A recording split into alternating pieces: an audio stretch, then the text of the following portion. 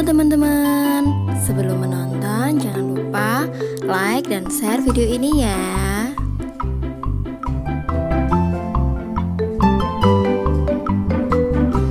Belajar sambil bermain. Jangan lupa subscribe, bunyikan loncengnya.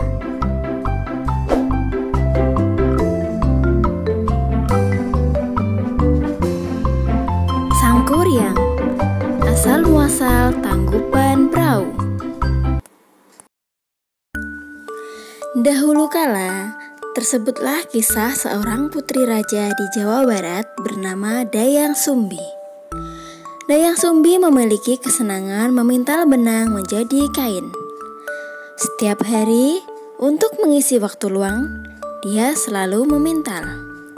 Di usianya yang mulai beranjak dewasa, dia belum berniat untuk menikah.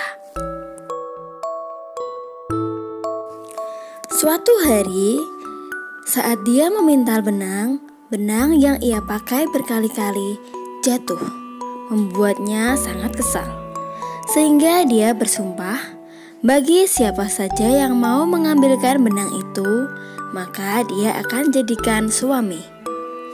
Dan beberapa saat kemudian, Tumang si anjing istana datang dan mengambil benang itu. Dayang Sumbi pun sangat terkejut.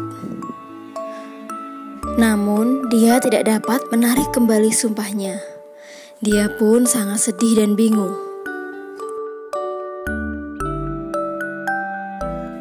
Karena sumpah telah terlanjur terucap, maka Dayang Sumbi menikahi Tumang yang tak lain adalah anjing kesayangannya di istana.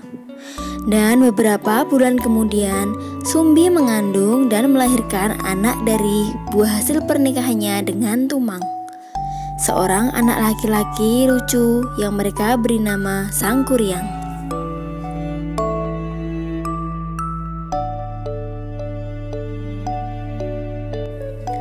Sangkuriang tumbuh menjadi anak yang tampan dan cerdas.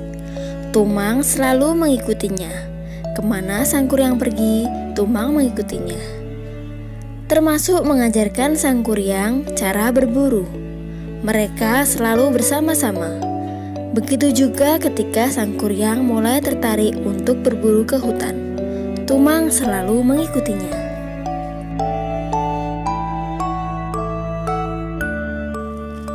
Sebelum Sangkuriang pergi berburu, ibunya pun berpesan bahwa sang ibu ingin makan hati binatang.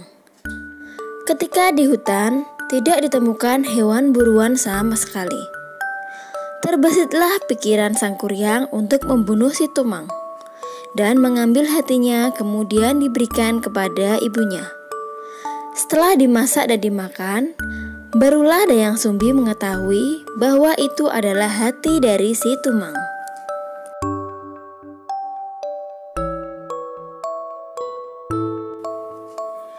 Dayang Sumbi sangat marah. Bagaimana bisa Sangkuriang membunuh Tumang yang ayahnya sendiri? Dengan amarah tak tertahan, dia memukul keras kepala Sangkuriang menggunakan centong nasi hingga berbekas luka di kepalanya. Karena ketakutan, Sangkuriang akhirnya lari pergi meninggalkan istana. Setelah kejadian itu, ada rasa sesal di dalam hati Dayang Sumbi. Oleh karenanya, Dayang Sumbi memutuskan untuk meninggalkan istana.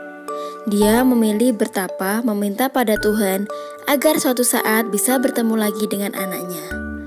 Sementara itu, Sangkuriang mengembara berkeliling ke seluruh negeri. Dia berguru pada banyak petapa sakti. Hingga kini dia menjadi pemuda yang gagah, tampan, dan sakti mandraguna. Hingga beberapa tahun berlalu, pengembaraan Sangkuriang membawanya kembali ke tempat di mana Dayang Sumbi bertapa. Tak sengaja mereka bertemu di sungai. Dayang Sumbi yang tak tahu bahwa itu adalah anaknya, begitupun Sangkuriang yang tak tahu bahwa wanita cantik itu adalah ibu kandungnya. Hingga akhirnya keduanya saling jatuh cinta.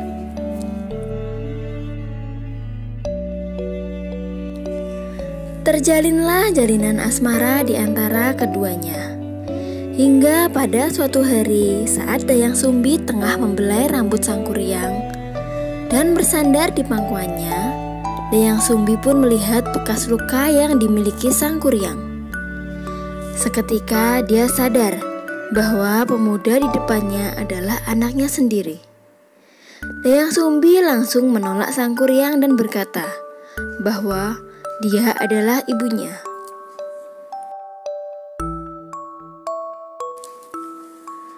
Tapi rupanya Sang Kuryang sudah dibutakan oleh cinta. Sang Kuryang tetap memaksa agar Dayang Sumbi mau menikah dengannya. Akhirnya, Dayang Sumbi mencoba menolak dengan halus. Dia mau menikah dengan sebuah syarat, yaitu Sang Kuryang harus mampu membuat sebuah perahu besar dan membendung sungai di Citarum. Akan tetapi persyaratan itu bukanlah dibuat dalam waktu yang lama, hanya 1 malam saja. Karena kesaktian yang dimiliki Sang Kuryang pun menyanggupinya.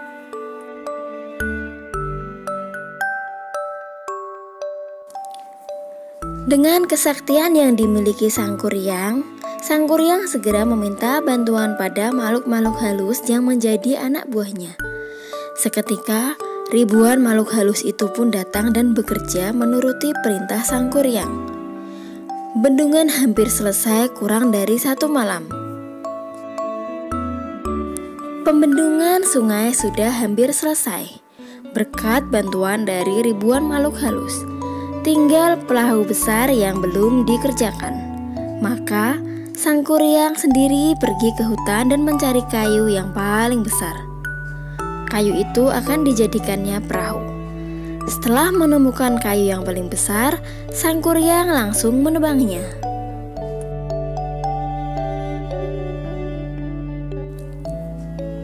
Melihat semua persyaratannya hampir terpenuhi oleh Sang Kuryang, Dayang Sumbi pun menjadi gelisah.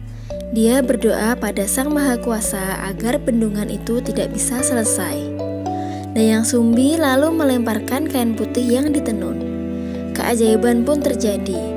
Kain itu bercahaya sangat terang. Cahayanya seperti fajar, sehingga para makhluk yang terus membantu Sang Kuryang ketakutan dan meninggalkan pekerjaannya.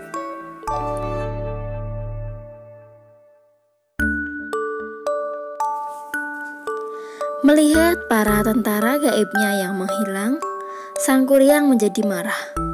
Dia tahu kalau ini semua adalah akal-akalan dari Dayang Sumbi.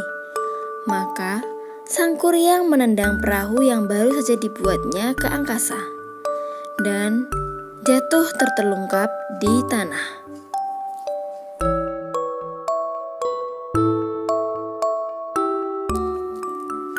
Konon, perahu yang ditendang oleh Sang Kuryang itu menjelma menjadi Gunung Tangkuban Perahu. Sedangkan Dayang Sumbi, agar bebas dari kejaran anaknya, dia menjelma menjadi sekuntum bunga.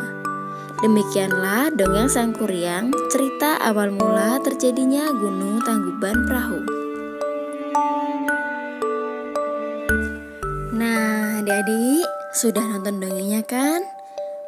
Pesan moral dari dongeng tersebut adalah menuruti kehendak dengan melakukan segala macam cara adalah perbuatan yang tidak baik.